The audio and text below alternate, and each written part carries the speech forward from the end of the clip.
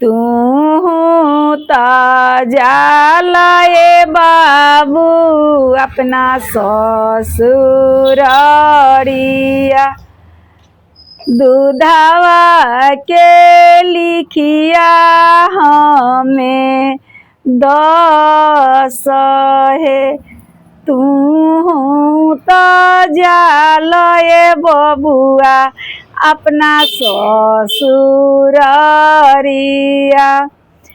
दूधवा के लिखिया हमें दस है।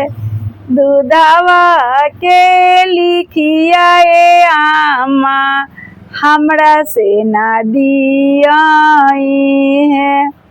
धनी होई है चेरिया तो हार है। धनी होई है चेरिया तो हार है।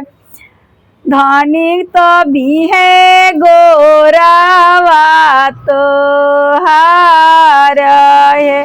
धनी झड़ी है बालावा तो हार है। धनी दी है रसोईया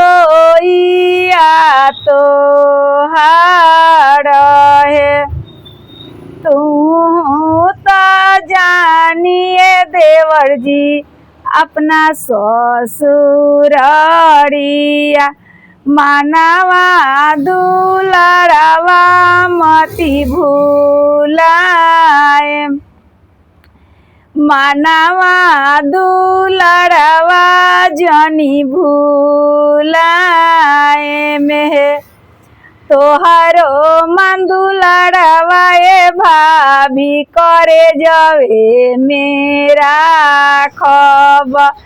धनी करी है भांसा हमार है।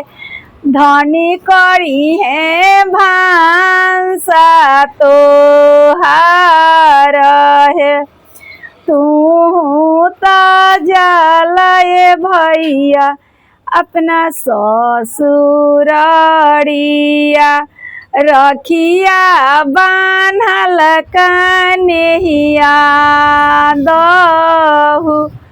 रखिया बान्हल कन्हैया दहु। रखिया बान्हल कन्हैया हमरा से ना दियाई है। ननद करी है केसिया, भाभी दी है केसिया संवार है। भाभी दी है केसिया संवार।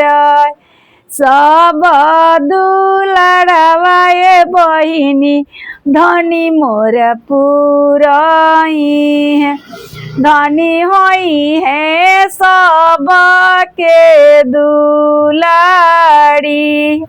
धनी बनी है सब के दुलारी है।